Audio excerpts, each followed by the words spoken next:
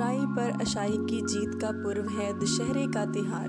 दशहरे के मौके पर रावण, कुंभकर्ण और मेघनाथ का पुतला दहन किया जाता है।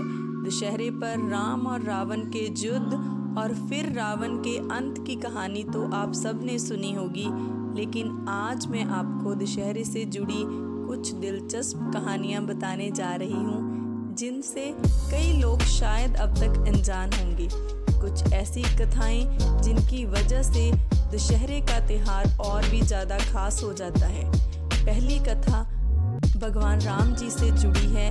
भगवान राम जी को चंडी हवन करके ही पता चला था कि रावण को मारने की तरकीब क्या हो सकती है। यह तो हम सभी जानते हैं कि जब रावण ने माता सीता का अपहरण किया था, तब भगवान राम लंका पहुंचे थे और रावण का वध कर बुराई पर अच्छाई की जीत हासिल की थी।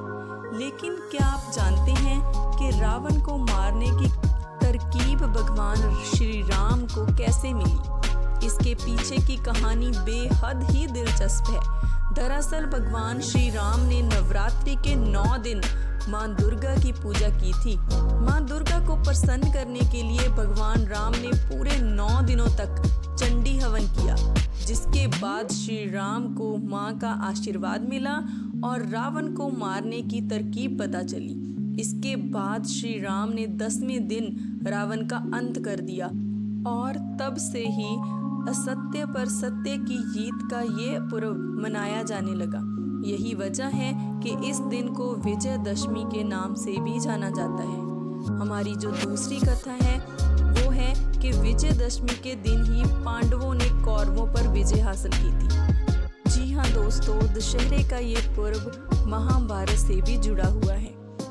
हुआ ये था कि जब जुए में अपना पूरा राजपाट हार जाने के बाद पांडवों को 12 साल का वनवास और 1 साल का अज्ञातवास दे दिया गया था, तो कहा जाता है कि अज्ञातवास में अपनी पहचान छुपाने के लिए पांडवों ने शमी के पेड़ की जड़ों में अपने शस्त्र छुपा दिए थे और वेश बदलकर राजा विराट के पास पहुंच गए थे। उसी दौरान कौरवों ने राजा विराट के राज्य पर हमला कर दिया और इसी बीच पांडवों ने अपने शस्त्र फिर से निकाल लिए। विजयदशमी के दिन ही पांडवों ने कौरवों पर विजय हासिल की थी। पांडव कौरवों पर विजय पाने के पीछे शमी की महत्वपूर्ण भूमिका मानते हैं। यही वजह है कि दशहरे के दिन शमी की पूजा भी की जाती है। तीसरी कहानी में माँ दुर्गा जी ने किया था महिषासुर का अंत।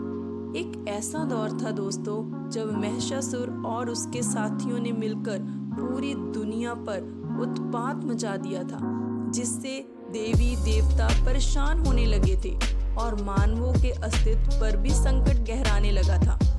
ऐसे में महिषासुर का विनाश करने के लिए सभी देवताओं ने अपनी शक्तियों को मिलाकर दुर्गा माँ का सृजन किया।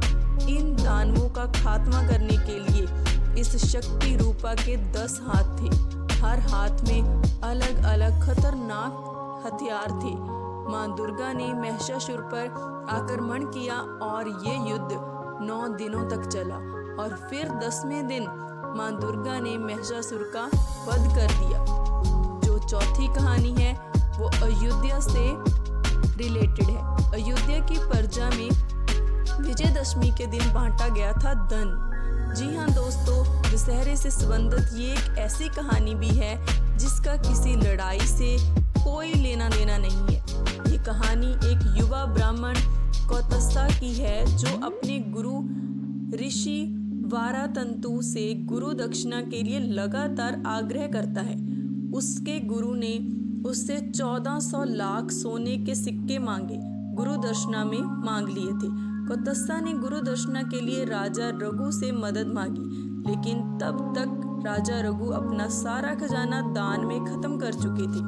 खुद मदद ना कर पाने पर राजा रघु ने धन के देवता कुबेर से मदद मांगी और कुबेर ने उनकी मदद करते हुए वृक्ष के आसपास सोने के सिक्कों की बारिश करवा दी। इस पूरे धन को राजा रघु ने कौत्सा को दे दिया और कौत्सा ने पूरा खजाना गुरु के चरणों में अर्पित कर दिया। गुरु ने जितनी दक्षिणा मांगी थी उतनी ही अपने पास रखी और बाकी का धन लौटा दिया। उसके बाद बचा हुआ धन अयोध्या की जनता में बांट दिया गया। यही वजह है कि आज भी दशहरे के दिन अपाती वृक्ष के पत्ते बांटे जाते हैं। जो पांचवी कथा है दोस्तों, उसमें माँ इसी मौके पर अपने घर वापस आई थी। सती माता की मौत के बाद शंकर भगवान बहुत ज़्यादा क्रोधित थे। अगले जन्म में जब भोलेनाथ से माता पार्वती ने शादी कर ली, तब शंकर भगवान राजा दक्ष से आंख नहीं मिलाते थे। उस वक्त भगवान विष्णु ने भोलेनाथ से आग्रह किया कि वो दक्ष को माफ कर दे। उसके बाद से ही माता पार्वती अपने पुत्रों कार्तिकेय, गणेश और दो सहेलियों जया और विजया के साथ अपने माता पिता के घर जाने लगी और तभी से माँ के इस प्रयास को दुर्गा स्तव के रूप में मनाया जाता है। दोस्तों, मैं आस करती हूँ कि आपको अच्छी लगी होगी ये कहानियाँ। धन्यवाद।